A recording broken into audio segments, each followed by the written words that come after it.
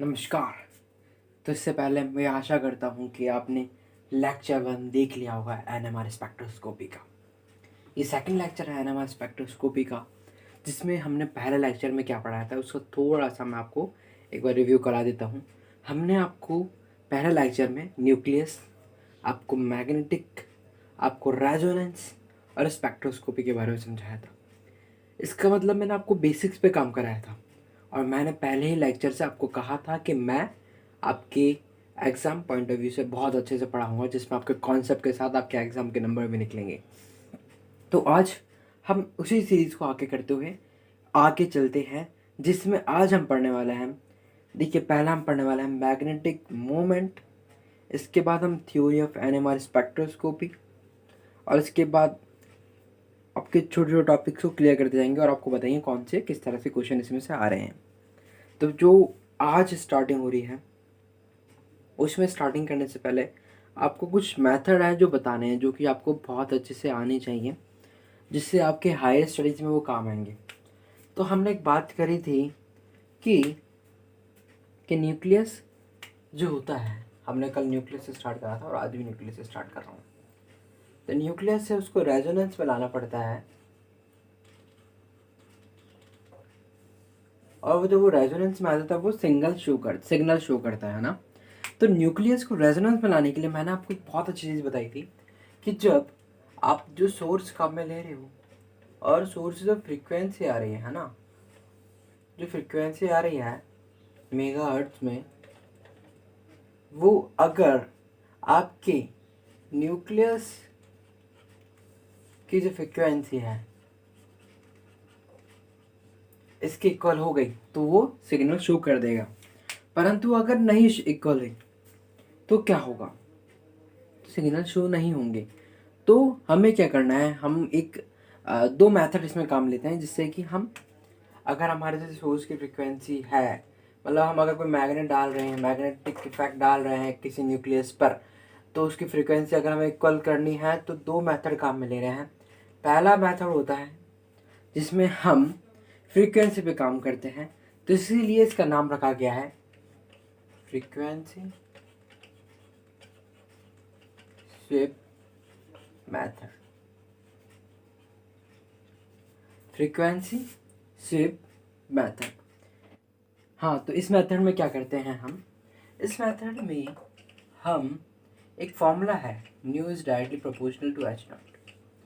इसका मतलब ये है कि न्यू जो है यहाँ पर हम फ्रीक्वेंसी के लिए काम में रहे हैं और ये हम मैग्नेटिक फील्ड के लिए काम में रहे हैं। तो देखिए, अगर मैग्नेटिक फील्ड बढ़ रहा है तो फ्रीक्वेंसी बढ़ेगी, बट हमने क्या यहाँ पर चला कि चलिए हमने यहाँ पर मैग्नेटिक फील्ड को कांस्टेंट कर दिया।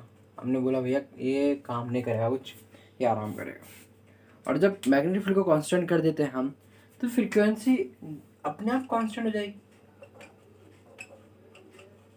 तो होता क्या है कि जब आप मैग्नेटिक फील्ड को कांस्टेंट कर रहे हो, जब आप मैग्नेटिक फील्ड को कांस्टेंट कर रहे हो, तो जो आपने सोर्स की मैग्नेटिक फील्ड को कांस्टेंट करा, तो जो रोटेशनल फ्रीक्वेंसी है न्यूक्लियस की वो भी धीरे धीरे कैसी होगी, कांस्टेंट हो जाएगी। और वो कांस्टेंट कैसी होगी, तो जो हम सोर्स के थ्रू फ्रीक्वेंसी डाल रहे हैं उसमें चेंज करते रहेंगे, उसमें चेंज करेंगे, तो उससे क्या होगा, एक ना चेंज करते करते एक ना एक ऐसी फ्रीक्वेंसी आएगी कि जब न्यूक्लियस की रोटेशनल फ्रीक्वेंसी के बराबर आपकी कौन सी सोर्स की फ्रीक्वेंसी हो जाएगी। समझे? और यही होता है। तो फ्रीक्वेंसी स्वीप मेथड में आपको क्या लिख कर आना है, in frequency sweep method we work on frequency, we change the frequency until the source frequency is become equal to the nucleus frequency. In this process we constant the magnetic field constant. We in this process uh, during the process we doing constant the magnetic field। तो उसमें हम constant कर रहे हैं magnetic field को। और उसके बाद हम एक और मेथड आता है, वो मेथड हम कहने वाले हैं, इसको कहते हैं मैग्नेटिक स्वीप मेथड। ये मैग्नेटिक स्वीप मेथड में आपको फिर से एक बात समझ में आ रही होगी, देखिएगा मैग्नेटिक स्वीप मेथड। इसमें क्या होगा, इसमें ये होगा कि मैग्नेट जो है, मैग्नेटिक फील्ड, उसमें हम चेंज करेंगे, उसमें चेंज करेंगे। और जब मैग्नेटिक फील्ड में चेंज होगा तो क्या होगा, देखिए इसमें फ्रीक्वेंसी पे हम काम नहीं करेंगे, इसमें हम फ्रीक्वेंसी को कांस्टेंट रख रहे हैं। पहले वाले में हमने फ्रीक्वेंसी को बढ़ाया था, पर इसमें मैग्नेटिक फील्ड चेंज हो रहा है, फ्रीक्वेंसी को कांस्टेंट रख रहे हैं। और जब मैग्नेटिक फील्ड में चेंज होगा तो इससे इनडायरेक्टली और डायरेक्टली आपका जो न्यूक्लियस है उसकी जो फ्रीक्वेंसी है वो एक कह सकते हैं एक रेजोनेंसी कंडीशन में आ जाएगी। तो मैग्नेटिक मेथड में हम सिंपली मैग्नेटिक फील्ड पे काम करते हैं, जिसमें चेंज करते हैं। इसके बाद अब मेन टॉपिक आने वाला है कि आपके एग्जाम पॉइंट ऑफ व्यू से, और वो टॉपिक है आपका एंगुलर मोमेंटम, और या फिर हम कह सकते हैं मैग्नेटिक मूवमेंट, मैग्नेटिक मूवमेंट है ना। तो magnetic movement, ma'am M G का मतलब मैग्नेट है मेरे लिए ना, जिससे कि आपको कंफ्यूज ना हो, मैं इसलिए मैग्नेटिक मूवमेंट ऑफ न्यूक्लियस है ना, या फिर न्यूक्लियर स्पिन भी इसको कहते हैं हम, ये न्यूक्लियर स्पिन भी इसको कहते हैं, मैग्नेटिक मूवमेंट या फिर न्यूक्लियर स्पिन। मैग्नेटिक मूवमेंट क्या है, आपको कल एक बहुत अच्छी बात मैंने बताई थी कि न्यूक्लियस है वो, एक सेकंड, न्यूक्लियस जो है, न्यूक्लियस बहुत अच्छी चीज़ है जो आप मेरे, अब आप इसके बाद है ना आपको नोट से प्रोवाइड होंगे ना, वो आप समझोगे तो और भी ज़्यादा मज़ा आएगा आपको। तो न्यूक्लियस है क्योंकि इंटरेस्टिंग बना रहा हूँ मैं इन चीज़ों को। न्यूक्लियस में आपको मैंने बताया था कि प्रोटॉन और न्यूट्रॉन प्रेजेंट होता है, प्रोटॉन और न्यूट्रॉन प्रेजेंट होते हैं, है ना। तो कहता है, ये माना जाता है कि आपके जो इलेक्ट्रॉन थे, इलेक्ट्रॉन जो थे आपके, उनमें अपने एक्सिस पे घूमने की प्रॉपर्टी थी, स्पिन करने की प्रॉपर्टी थी। तो ये माना गया कि बाद में कि प्रोटॉन और न्यूट्रॉन में भी स्पिन करने की क्वालिटी होती है, इस कारण से न्यूक्लियस भी स्पिन करता है। तो जब स्पिन करता है तो उसका स्पिन क्वांटम नंबर होगा। तो न्यूक्लियस के स्पिन क्वांटम नंबर को हम कहते हैं, स्पिन क्वांटम नंबर को हम आई से शो करते हैं, आई से, कैपिटल आई से। ये है spin quantum number of nucleus. अब जब स्पिन क्वांटम नंबर है तो क्या होता है, कोई भी चीज़ जो घूमती है ना उसका एक मैग्नेटिक मोमेंट भी होता है। मैंने आपको कल बताया था कि जब चीज़ चार्ज होती है, चार्ज ट्रांसफर होते हैं तो उसमें एक मैग्नेट का एक परफॉर्मेंस शो करती है, मैग्नेट की तरह वो काम करती है, तो इसका मैग्नेटिक मूवमेंट भी होगा। अब जब इसका मैग्नेटिक मूवमेंट होगा तो मैग्नेटिक मूवमेंट क्या होगा, तो जब हमारा इलेक्ट्रॉन स्पिन कर रहा था तो उसका स्पिन क्वांटम हमारे लिए एस था, ठीक है। तो उसका हमारे लिए मैग्नेटिक मूवमेंट क्या माना जाता था, उसका मैग्नेटिक मूवमेंट होता है एस प्लस वन, जैसे बाहर एस आता है, इनटू एच अपन 2 पाई, एच अपन 2 पाई।